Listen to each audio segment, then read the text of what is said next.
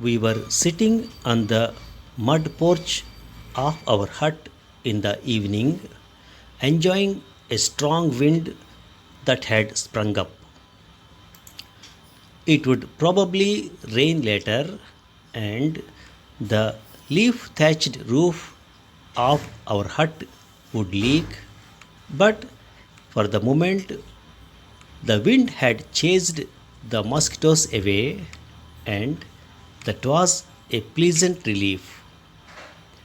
Ram and Lakshman were discussing astras while I was daydreaming about being back in Ayodhya.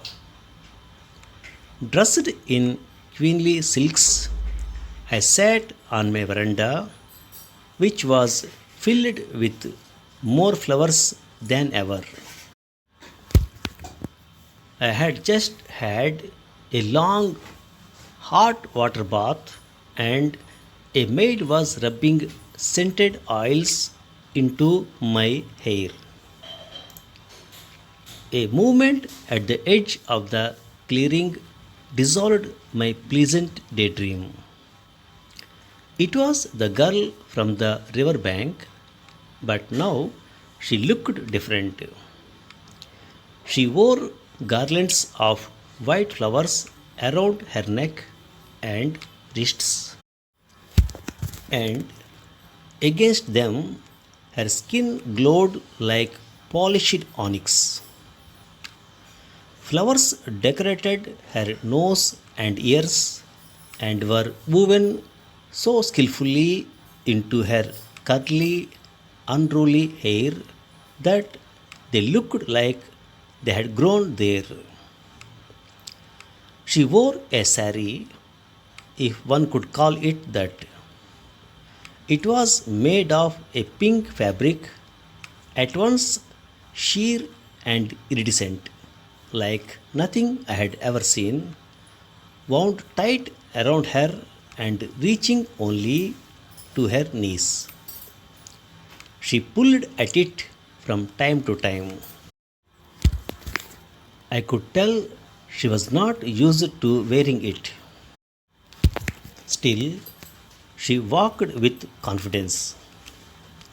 I wanted to feel offended, but there was something innocent and natural in her movements.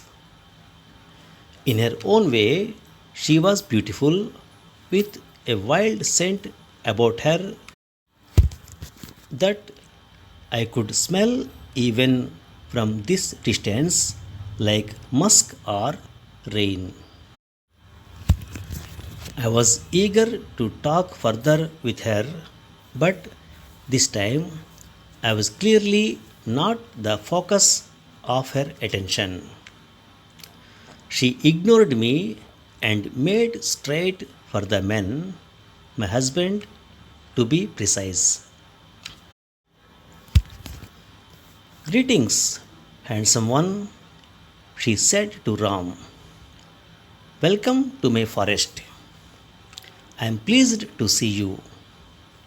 We don't get to see men too often this deep in the wilderness, and when we do, they are usually ugly woodcutter hunter types or rishis who are worse, all scrawny and severe, which clearly you are not.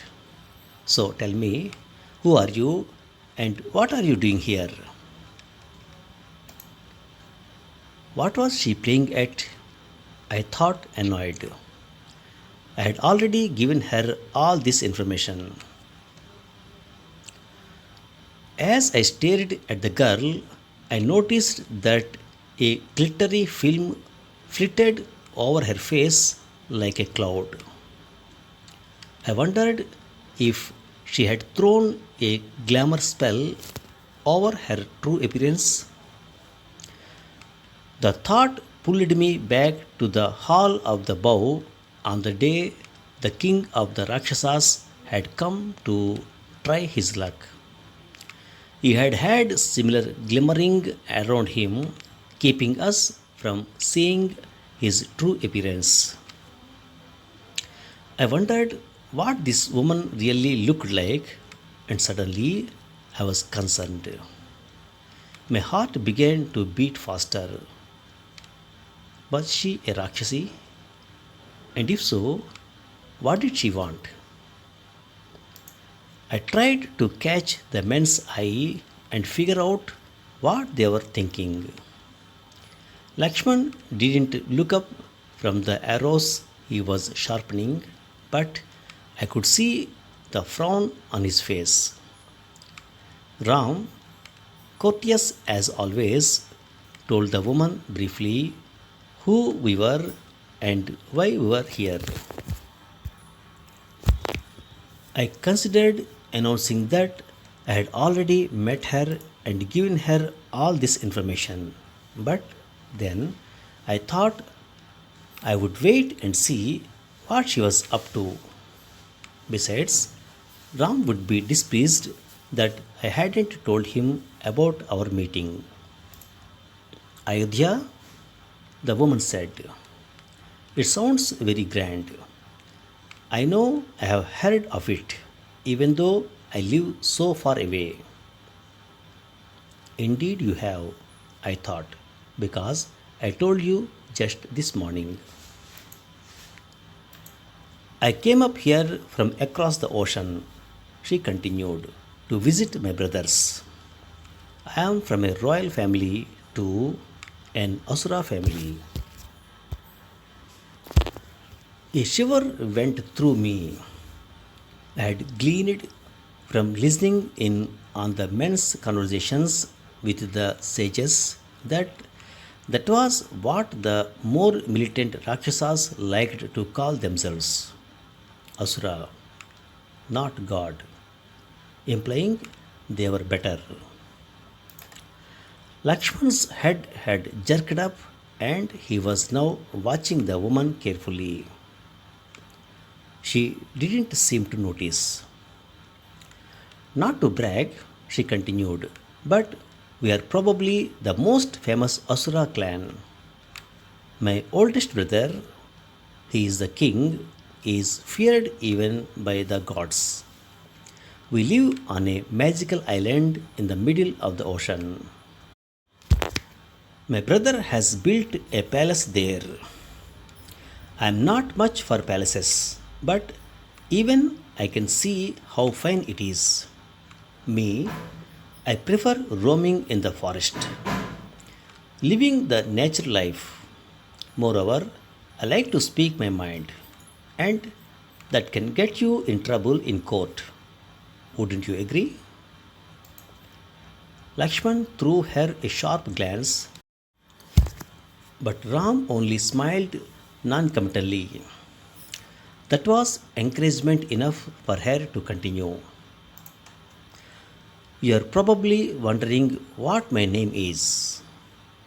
I have quite a few, depending on who I feel like being. Meenakshi, Surpanaka. My family called me that because they thought I had beautiful nails. You can call me Kamarupini, the desirable one. Now, even Ram was getting impatient. What can I do for you, lady? He asked brusquely. Kamarupini lowered her head bashfully. Or was that part of her act? I know I am talking too much. I must be because I am nervous. I haven't done this before and certainly not with a human. I know my family won't approve, but I don't care. They never approve of me anyway. What I wanted to tell you is that I have been watching you for a while and here he stammered a bit, then spoke in a rush. I really like you, so I am asking you to be my mate. I was outraged. Wait just one moment. I wanted to say, can't you see he has a perfect mate already? But I remained silent, trusting that Ram would know the right way to diffuse this situation. Later, I would wonder, was that my first mistake with Surpanaka? Could I have diffused the situation if I had intervened before things escalated? Do we women expect our men to solve every problem that comes up? I guarantee you, Kamarupani continued, I will make you happy. I know all kinds of magic. I can fly halfway around the world with you, take you to beaches filled with silver white sands where no man has ever set foot, or to mountains so high that from their peaks you can see the entire world. We can frolic in lakes filled with heavenly lotuses. Or, if you prefer, I can build you a palace filled with every comfort you can imagine. And should you ever get tired of my looks, I can change them and become slim and tall, or soft and curvy, or golden haired like the pale women of the north. In fact, I can fulfill every fantasy of yours. As she spoke, she made a gesture with her hand, and her hair grew straight and turned pale and silken like corn fibers.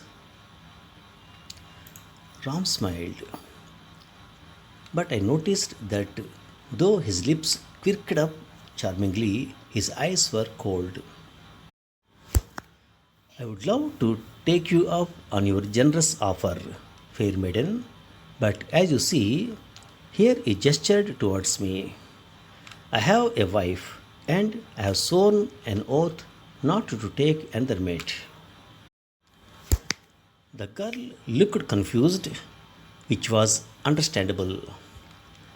Plenty of humans, too, Dashrath included, had been confused as to why Ram had sworn to such an unnecessary and inconvenient vow, particularly when no one had asked him to. In any case, I was glad that matters had been clarified. I waited for Ram to say goodbye and for the girl to leave so that I could go back to my daydreams. But Ram threw me a quick smile as though sharing a private joke, though I didn't exactly grasp what it might be, and continued. Why don't you talk to my brother Lakshman? He's better looking than me, fair skinned, more muscular. Most important, he is all alone in the forest and would surely appreciate some female company. I was shocked. True, Lakshman hadn't taken the one wife vow. Still, I felt outraged on my sister's behalf and upset at Ram's insensitivity and confused as well. It wasn't like my husband to joke like this. What was he thinking of? The girl too looked confused. She glanced at Lakshman, who looked thunderous, and then back at Ram. Surely, now Lakshman would lose his temper and send her off with a cutting comment or a threat, I thought. Then I saw a lightning glance pass between the brothers. Lakshman's expression changed immediately, and I realized that the two brothers were in perfect synchrony, like a single soul in two bodies. Would I ever be able to reach that kind of understanding with Ram? Probably not, I thought a bit sadly. Lakshman was bowing to Kamarupini, palms joined. With all due respect, beautiful one, I am but the servant of my brother. Why would you wish for a servant to be your mate, you who come from such a glorious lineage, when you can have the master himself? Ask him again. I'm certain he can't withstand your charms for too long. The girl paused, uncertain, then took a step towards Ram. Couldn't she see that the men were mocking her? I thought it cruel of them to do so. Admittedly, the girl had gone beyond the norms of maidenly behavior, offering herself in their manner to a man so barely new, but perhaps the rules of conduct were different for Asuras. In any case, she didn't deserve to be taunted. I gestured to her from behind Ram's back to leave with dignity before things went any further. But my gesture had a very different effect from what I had intended. The girl's head snapped up as though she were noticing me for the first time.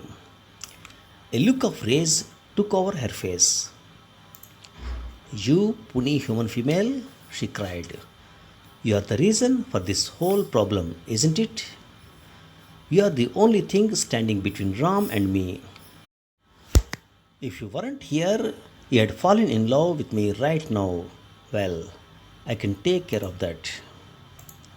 In the blink of an eye, she changed again, swelling to twice her size.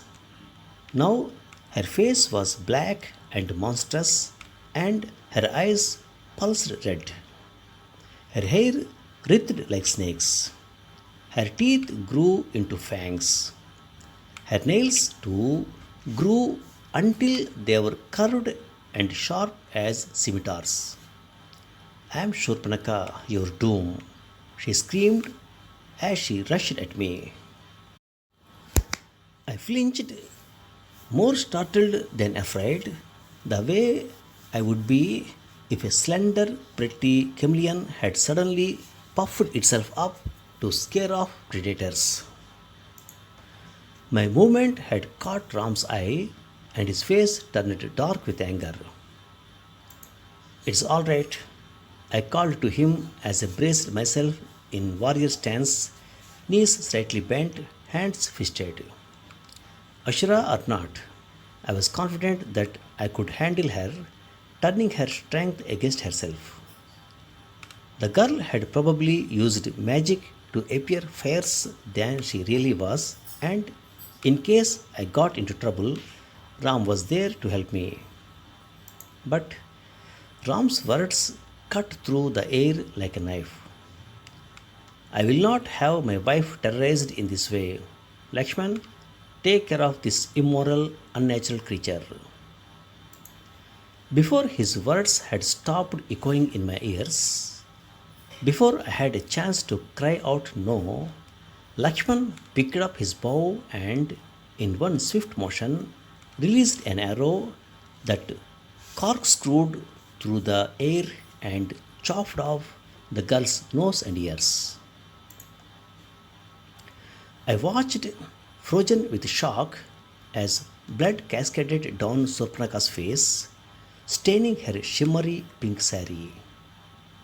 She looked at my husband, her eyes filled of disbelief that someone could do such a thing to her when all she had offered him as love.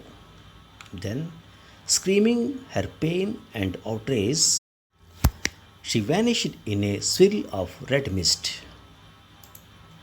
From a distance, we heard her final words. You will be sorry.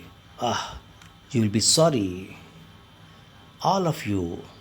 My brothers shall know of this, and then you will be sorry you were ever born. That night, none of us slept. Lakshman paced around the hut, as alert as a panther on the prowl. Ram sat at the door, his bow and arrows ready. His muscles gleamed tautly in the dappled moonlight. I lay on my bed of leaves, trying not to toss and turn. Ram had sent me inside and instructed me to sleep, saying I had nothing to worry about. The two of them would protect me. I didn't doubt that part, though I would have preferred to sit beside Ram, helping him keep watch. Sleep was an impossibility anyway. What kept me awake, though, wasn't fear. It was the vision of the girl, her gashed, bleeding face, the shock in her eyes. That and the conversation I had had with the two men afterwards. Did you need to be so harsh? I had asked once Shurpanaka's screams had died away. To mutilate her so horribly, she was just an infatuated girl. You could have easily scared her off. We were protecting you, Ram said. He sounded hurt. He was right. It was his concern for me that had made him react so quickly and harshly. Knowing that made me feel worse. You don't understand, sister in law, Lakshman said heatedly. They are not human like us. They are Rakshasas. They can't be treated with human courtesy. They don't understand it, and they certainly don't appreciate it.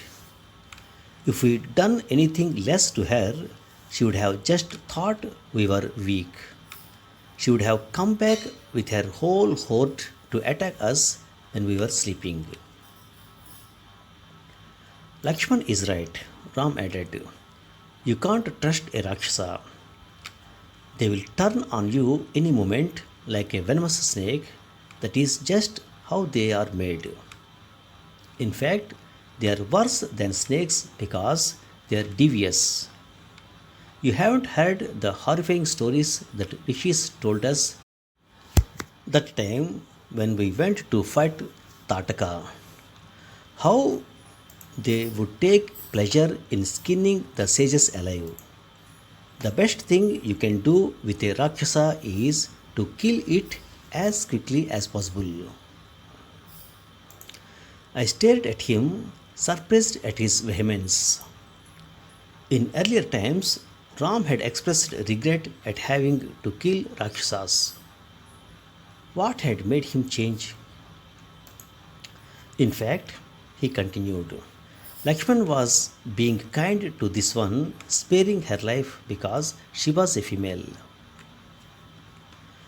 I didn't think that living with a mutilated face was any easier than a clean death, especially for a woman who had so badly wanted a mate. But saying this would have led us to a confrontation, and at this time, particularly, we needed to stick together.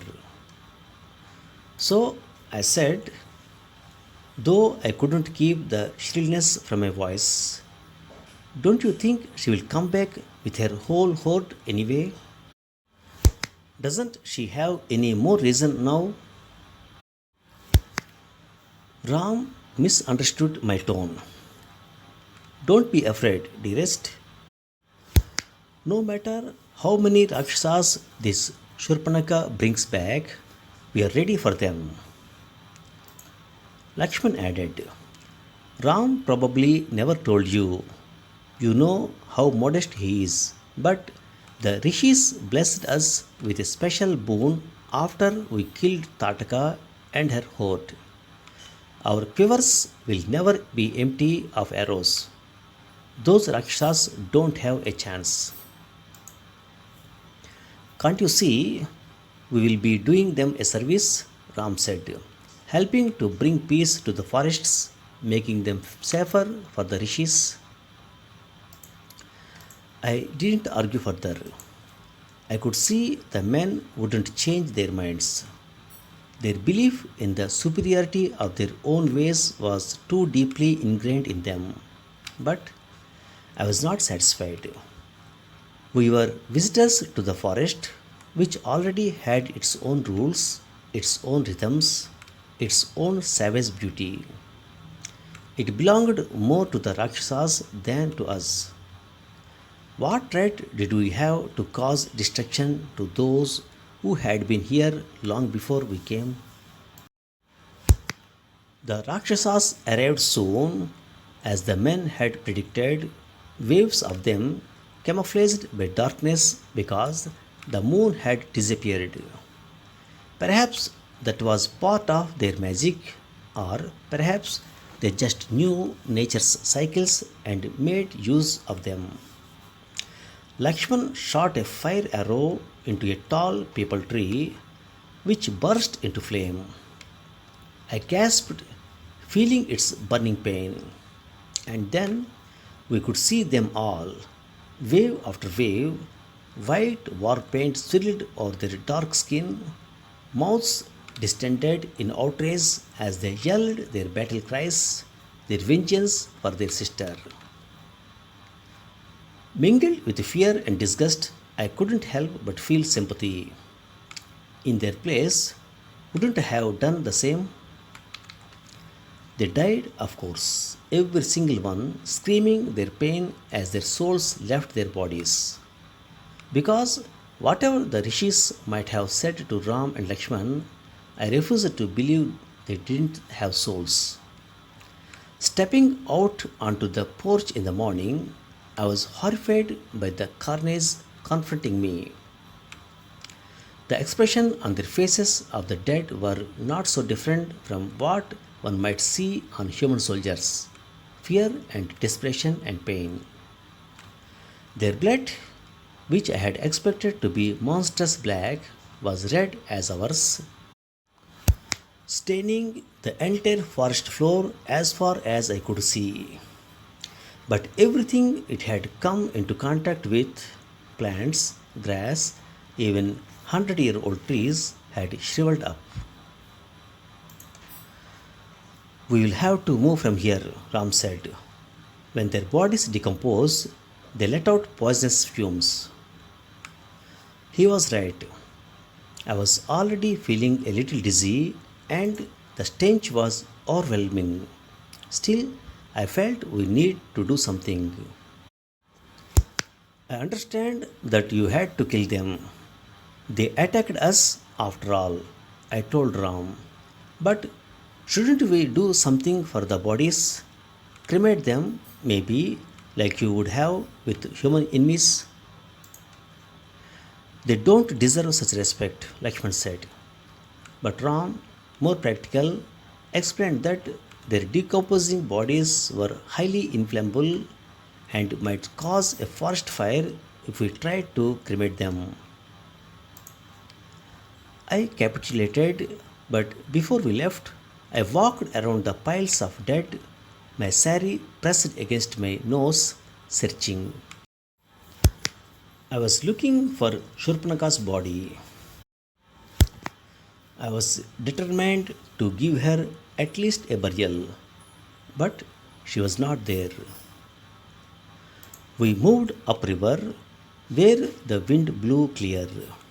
We found a suitable spot and built another hut. I planted new flowers. Soon the entire roof bloomed sunrise orange with trumpet vines, and the porch was overhung with curtains of jasmine.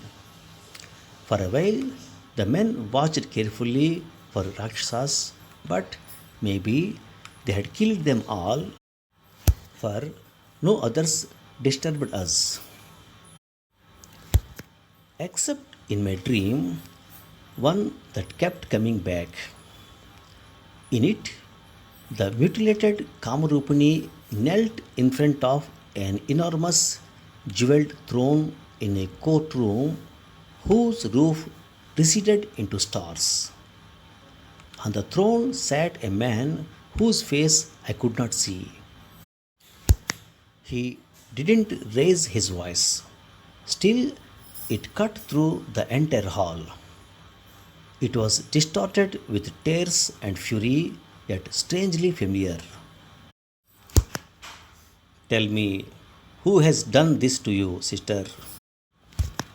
I will personally make sure they are punished, and I will choose the revenge that will hurt them the most. Thanks for listening. Now, some word power.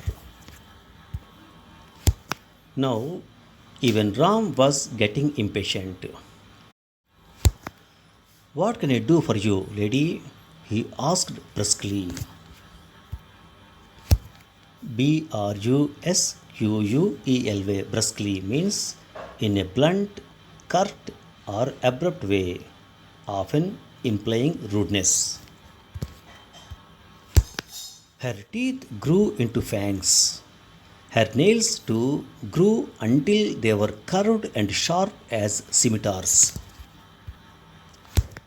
Scimitars, scimitars means a short sword with a curved blade. I flinched, more startled than afraid, the way I would be if a slender, pretty chameleon had suddenly puffed itself up to scare off predators. Flinch means to make a sudden small movement. That night, none of us slept. Lakshman paced around the hut as alert as a panther on the prowl. Ram sat at the door, his bow and arrows ready. His muzzles gleamed tautly in the dappled moonlight. TAUT taut means pulled tight. Dapple, DAPPLE, dapple means spot, dot. I stared at him, surprised at his vehemence. Vehemence means the forceful expression of strong feelings. The Rakshasas arrived soon, as the men had predicted, waves of them, camouflaged by darkness because the moon had disappeared. CAMOUFLAG, camouflage means disguise. Camouflage means concealment. And then we could see them all, wave after wave, white war paint swirled over their dark skin, mouths distended in outrage as they yelled their battle cries, their vengeance for their sister. Mouths distended. DISTGNDED. Distended means swollen due to pressure from inside, bloated. Vengeance. VENGEANC. Vengeance means the act of taking revenge. Harm someone in retaliation for something. Stepping out onto the porch in the morning, I was horrified by the carnage confronting me. CARNAGE, carnage means great destruction of life, especially in a battle. I capitulated, but before we left, I walked around the piles of dead, my sari pressed against my nose, searching. CAPITULATE, capitulate means yield. Cease to resist an opponent or an unwelcome demand. Surrender. Except in my dream, one that kept coming back. In it, the mutilated Kamarupani knelt in front of an enormous jeweled throne in a courtroom whose roof receded into stars. RECED. Recede means diminish. Thanks for listening.